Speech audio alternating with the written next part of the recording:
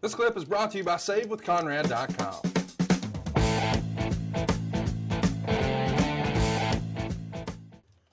Let's talk a little bit about, you make the torch here and it's not favorable. Surprise. Another former WWE talent says Laurinaitis is a good fit with Vince McMahon's inner circle of Bruce Prichard, Gerald Briscoe. Quote, Prichard is the type to be your friend to your face, goad you into saying something negative about Vince and then run to Vince and quote you to get you in trouble and score brownie points with the boss. For what it's worth, Prichard is the executive who caught Randy Orton violating a WWE policy backstage WrestleMania week and promptly reported it to Vince McMahon, which was the final straw in Orton getting suspended.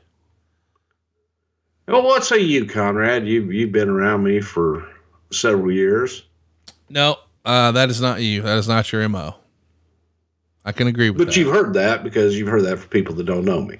Well, yeah, listen, I think, one of the great things about Something to Wrestle is so much of this stuff was out there for so long and you never, tried to control the narrative. You just said, fuck it. It's a quote unquote dirt sheet. Who gives a shit? And so a lot of fans tuned into this show for the first time thinking, who wants to listen to Prichard? He's a stooge and he's a blah, blah, blah. And then you listen to the show and you're like, he's a fucking entertaining son of a bitch. So here we are enjoying our Something to Wrestle success. But still, when you read about this has to make you feel these motherfuckers.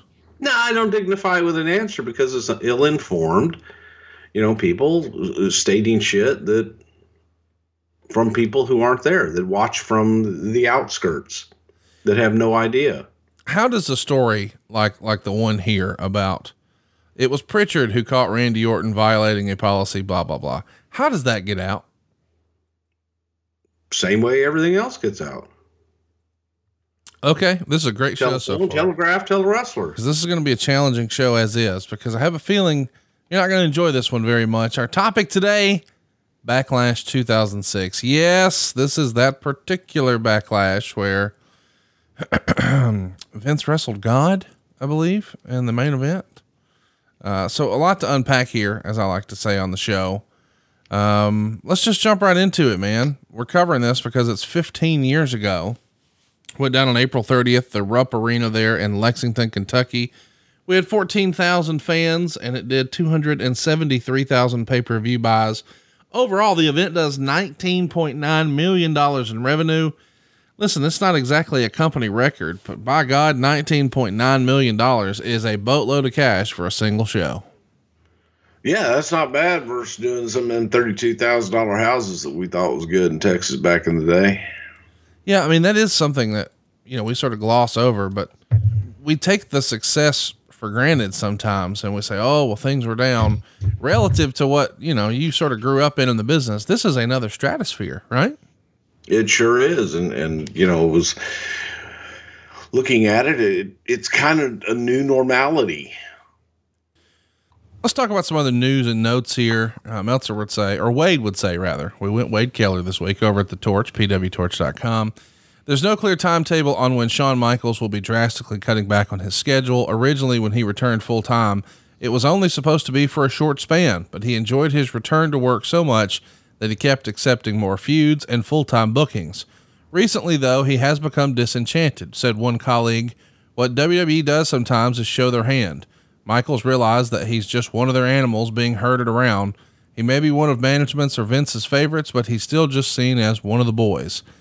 More specifically, it's written here, Shawn was especially upset when he was told he couldn't fly on Air McMahon, the private jet, anymore, because it was off limits to all talent except Triple H, who's family.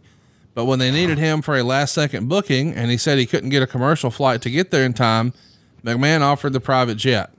He realized then that he was given the red carpet treatment when it benefited McMahon, but despite his tenure with the company, the red carpet wouldn't be extended to him otherwise. Is this much ado about nothing, or do you remember Shawn becoming a little disenchanted here? I think it's a whole lot of much ado about nothing. I've never heard that, and if it was, and I don't think it was a big thing that people were talking about by any stretch of the imagination. But no, I never heard that. Hey, it's Conrad Thompson. Thanks for checking out the podcast here on YouTube. Be sure to hit the subscribe button and the notifications bell so you get a notice anytime we upload some new content. And go save yourself some money right now. If you're in a 30-year loan or you have credit card debt, it's not a matter of if I can save you money. It's a matter of how much. Find out right now for free at SaveWithConrad.com.